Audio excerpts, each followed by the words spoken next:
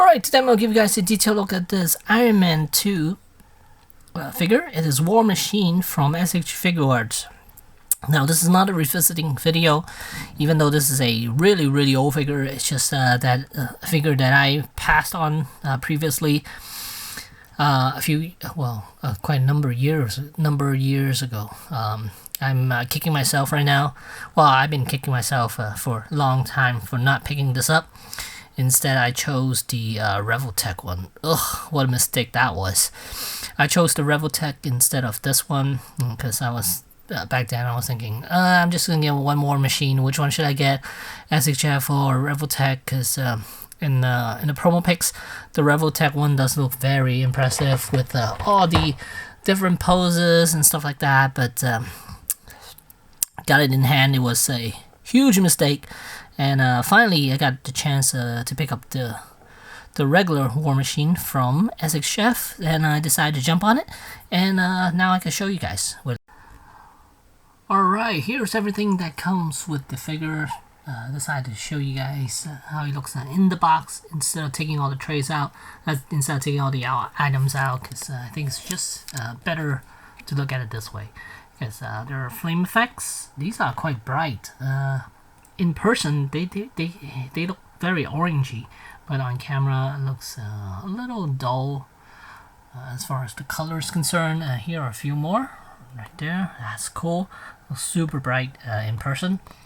And here's the ammo belt. And then here are a couple of flaps.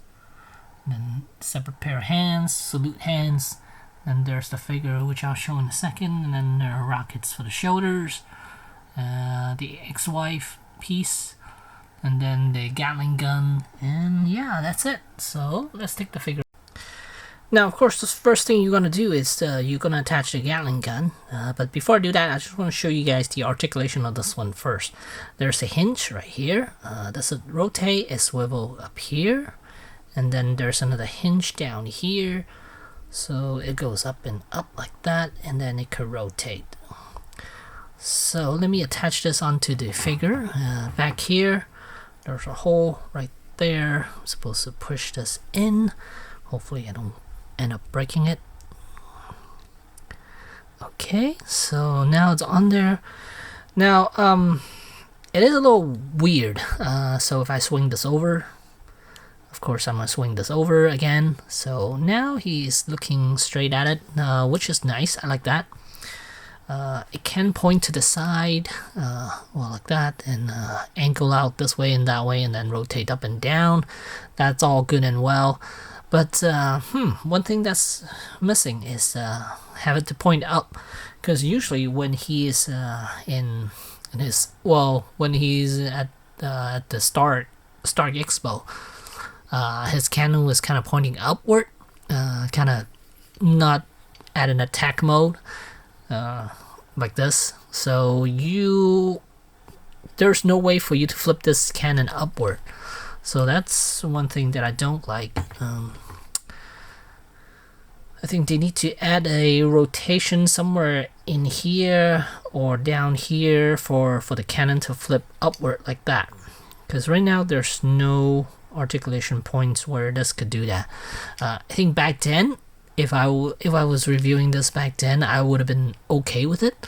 But right now, it just seems a little weird at 2023. But this thing was made back then, so I mean, you can't hope for that much, I guess. But still, it would have been nice if this one could rotate up. But since it can, we'll just have to make do what we have, I guess, right? So let's go over articulation before I attach any of the other accessories.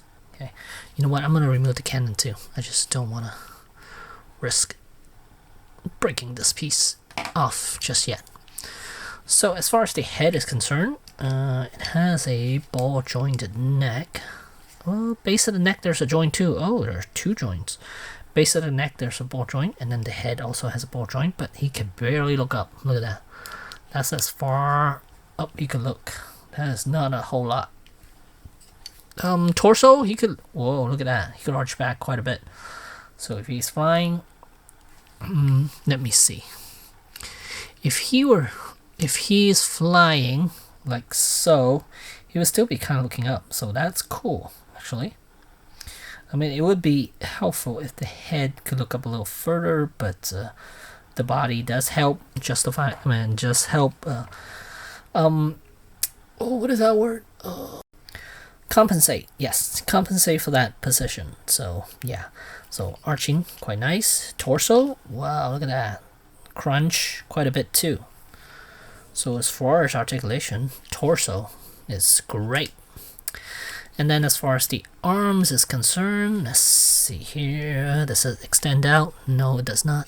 It does swing all the way around because it is a ball joint that's attached to the torso.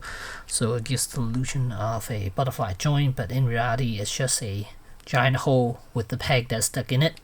So that's why it gives you a lot of extra room to work with in this ball hinge joint. And the shoulders attached using a hinge joint right there. So he has full range for his arms. He can rotate all the way around without any issues whatsoever. And swing outward. And then rotate the bicep. Double jointed elbows can give you past 90 degrees to do the salute hand. And then we have a, what is this? A ball jointed wrist. And these cannons removable on the bottom here. Let me see. Looks like they can move somewhat. Are they supposed to be removable? I don't know. It looks like there's a hinge right here, so most likely it is movable, but I'm not gonna mess with it. And then I already show you guys the torso. It is a little on the loose side, a little bit, but it's okay. As far as the legs, these are the ones that can lower down. Could give you about that much range when you lower it. So swing up, that, double joint knees, like that. And there looks to be a ball jointed ankle underneath, and then toes articulation as well. So yeah, very good as far as range of motion is concerned. Ooh, can I do a landing pose? Let's see if he can do it. Wow, he could totally do a landing pose. Look at that. Wow, look at how much range his legs can give you. Look at that. He could lift all his leg up all the way up. Look at that. That is crazy how much range he has. Because I think it's because of the crotch piece. The crotch section is just there's no anything that's impeding with the articulation point there. So yeah, he's wow. Let me do a proper pose and then show you guys what it looks like. Alright, here you can see War Machine doing a landing pose, a very, very cool landing pose actually. And I think this is the best angle, but he doesn't have to fudge it with the camera angle for him to do a pretty realistic dynamic landing pose. Because right now his leg is not all the way to the side or anything like that, and you can see this is a cool angle, but it's not the only angle you could put him in for him to look good while he's doing the landing pose.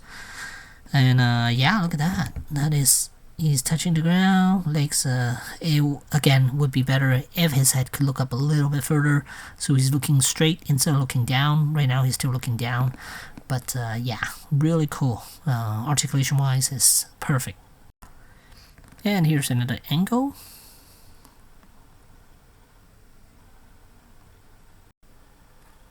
Right here I got a couple of more accessories onto my War Machine here.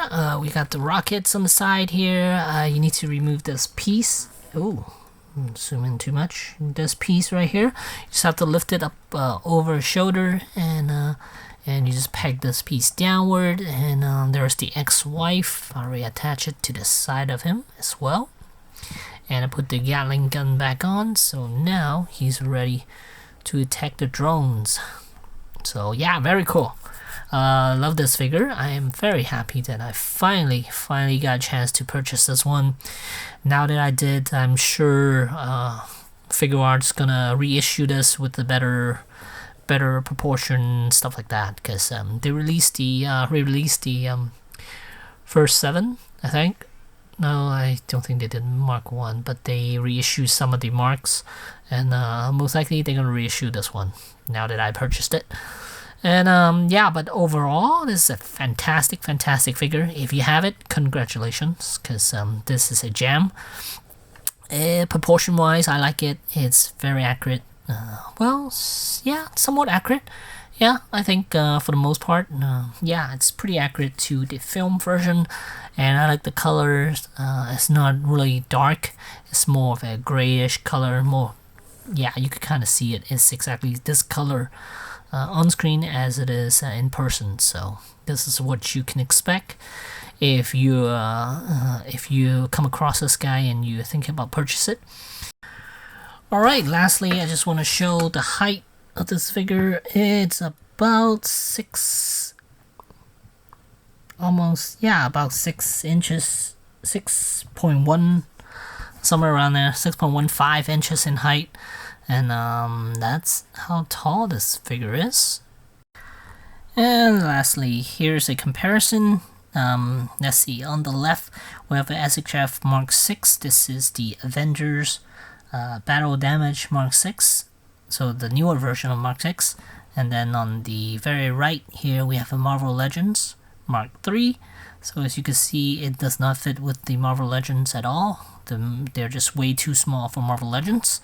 But by themselves, if you're just counting SHF versus SHF, they're pretty close in height. The Mark 6 a little shorter. I'm not sure whether that's correct or not, but you can see they fit in quite nicely. So yeah, there you go.